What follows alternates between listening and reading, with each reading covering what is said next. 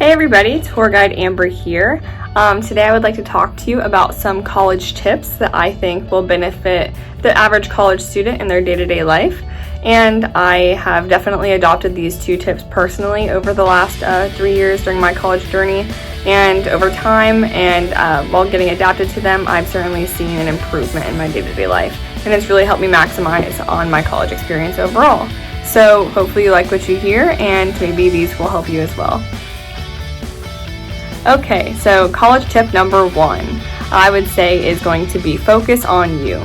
Now, this can be translated into many different ways. It also, I think, personally transcends into every aspect of your life, academic, social, mental, emotional, but it can also be rephrased as maybe don't compare yourself to others, prioritize yourself, make time for yourself.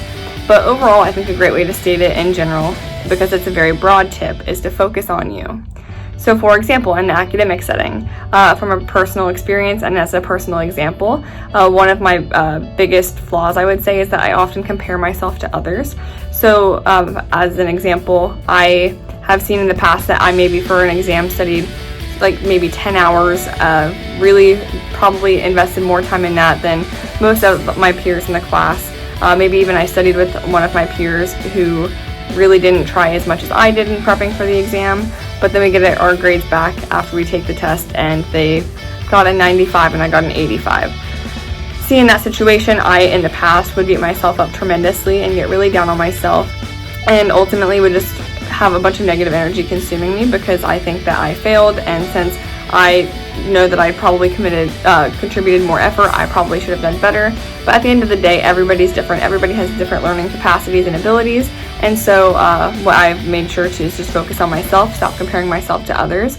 And by when I stopped investing the energy into how my peers and classmates were doing and only focused on what am I doing for myself, how much am I studying, how much energy am I investing, I've really found that it actually has allowed me to succeed more so than any studying could do, because I now have the confidence in myself. I'm only focused on how I'm doing, and I am focusing on my own success.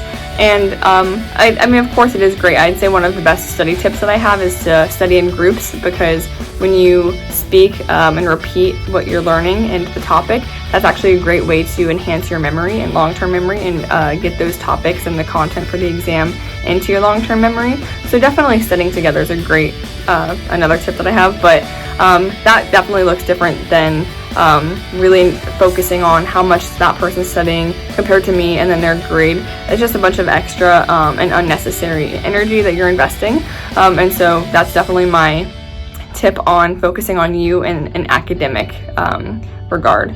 In terms of social and personal regard, I think that focusing on yourself is really at the bottom line what we would like to call self-care. So self-care in college is extremely important. I didn't know what self-care was or how to do it before I was a college student, and honestly I still to this day struggle with making sure that I am taking care of myself, because I am a go-getter. I have several jobs. I'm really ambitious academically, and so I'm always trying to put all of my hands in all these different baskets, and it gets a lot. But at the end of the day, I've come to realize that self-care is important, because if you're not taking care of yourself first and making sure that you are 100%, you really can't expect yourself to give 100% to all of your other commitments in your academics. So that being said, self-care is extremely important, and this also looks very different for everybody. So I know some things that I do for self-care is just coming home, taking a long shower, putting on a face mask. Sometimes I just need some personal time, and so I'll either go get a coffee, a bite to eat by myself, and honestly, it's very peaceful for me just to sit down and have a meal alone. It allows me to clear my head. Another way that I like to practice self-care is by just going for a walk, because we live in New York City at Pace, and so there's a million different things to see. You can turn down a different street each day and see something new, and so just making sure that I am making myself a priority and taking care of myself is certainly focusing on myself. So focus on you, tip number 1. Okay, tip number 2, I would say, is to budget your meal plan. So this is a lot more straightforward than first tip. Focus on you could be interpreted and practiced in many different ways, but budgeting your meal plans very direct. Definitely something that a lot of people don't do and don't think about until they have $37 left in their bank account with 3 weeks left in the semester. So definitely making sure that you're just paying attention to how much money you're spending. That way that you can make sure that you have sufficient amount of funds to get you through the semester. Now, it's our meal plans, at least at Pace, and especially if you're an on-campus student, like if you live on campus, are very generous. But that could definitely be a pitfall, because what I did was I knew how much money I had. I had $1,800 to spend for the whole semester. So I would go to the cafeteria and just think nothing of it. Oh, I have tons of meal plan money, swipe my card. And so one day I didn't have that much money because I was just so unaware of how much money I did have. So they give you little receipts at Cafe 101 and it actually says your remaining balance. So just take a glance at that maybe once a week to make sure that you're not going through your funds rapidly. And definitely another pitfall that could get you in trouble is Starbucks, because I walk to Starbucks on autopilot. I will leave my room, I'll leave work, I'll leave class, and I just immediately go straight to Starbucks. It's just become a terrible habit that I have.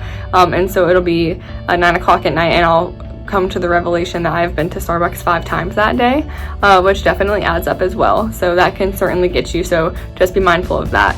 And then in regards to flex dollars, which are the part of your meal plan that you can spend at little other restaurants around Pace, so like Chipotle, Rosella's Pizza, Melt Shop, that money is even more sparse than your dining dollars. So majority of people that I know will actually blow through their flex dollars before the semester even starts.